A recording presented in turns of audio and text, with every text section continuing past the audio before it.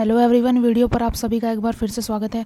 तो हमने प्रीवियस जो वीडियो लेक्चर थी उसके अंदर फिजियोलॉजी ऑफ डाइजेशन कंप्लीट कर लिया था, यानी कि भोजन का जो पाचन है उसको कंप्लीट कर लिया था।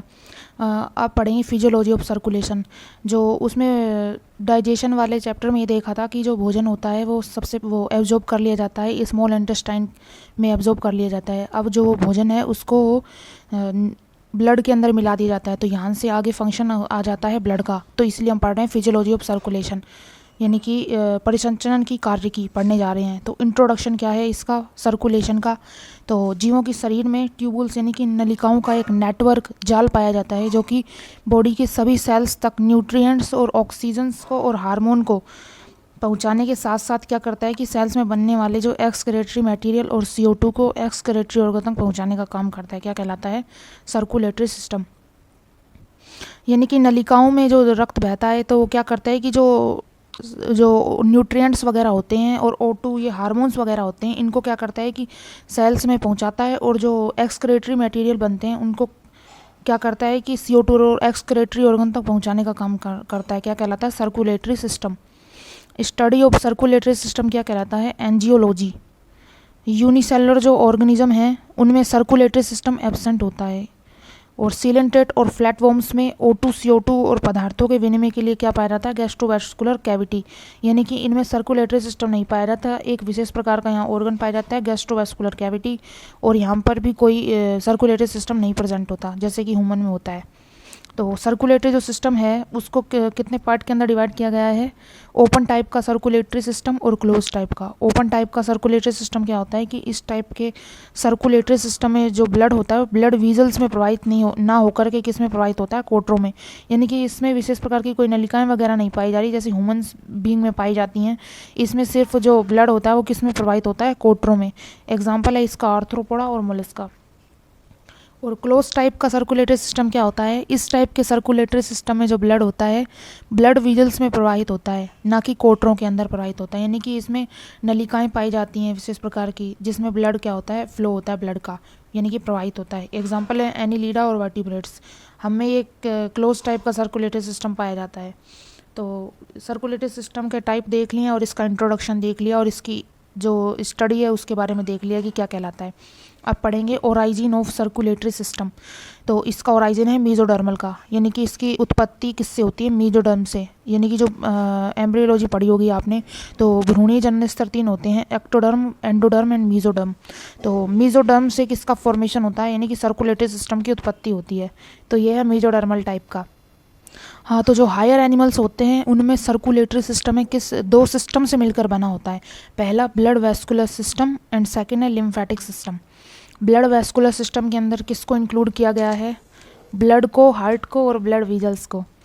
तो ब्लड है, ब्लड होता क्या है कि जो बॉडी में O2 हार्मोन्स और न्यूट्रिएंट्स को डिफरेंट सेल्स तक पहुंचाता है, और CO2 और जो एक्सक्रेटरी मटेरियल हैं उनको एक्सक्रेटरी ऑर्गन तक पहुंचाने का काम करता है।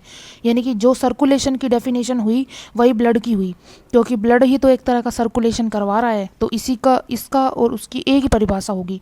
तो volume of blood, upon blood के कुछ विशेषताएं या गुण देखने जा रहे हैं। तो वॉल्यूम ऑफ ब्लड यानी कि ब्लड का आयतन कितना होता है? मेल के अंदर 5 से 6 लीटर होता है और फीमेल में 4.5 से 5.5 लीटर का।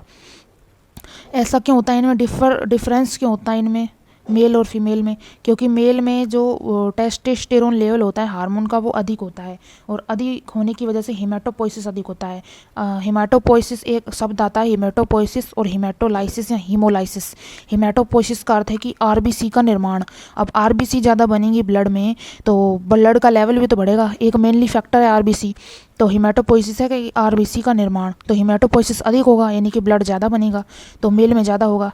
तो और हीमेटोलाइसिस का अर्थ होता है कि RBC का डिग्रेडेशन, हीमेटोलाइसिस या हीमोलाइसिस कहलाता है। और ब्लड की pH होती है 7.4, स्लाइटली एल्केलाइन यानी कि हल्का क्षारीय होता है। और डेंसिटी ऑफ ब्लड यानी कि ब्लड का घनत्व कितना होता है? ब्लड की जो डेंसिटी होती है वो वाटर से कैसी होती है? अधिक होती है, because presence of cells and protein. क्योंकि ब्लड में क्या पाया जाता है? सेल्स, कोशिकाएं पाई जाती हैं, एंड प्रोटीन वगैरह जो फैक्टर्स वगैरह होते हैं वो पाए जाते हैं।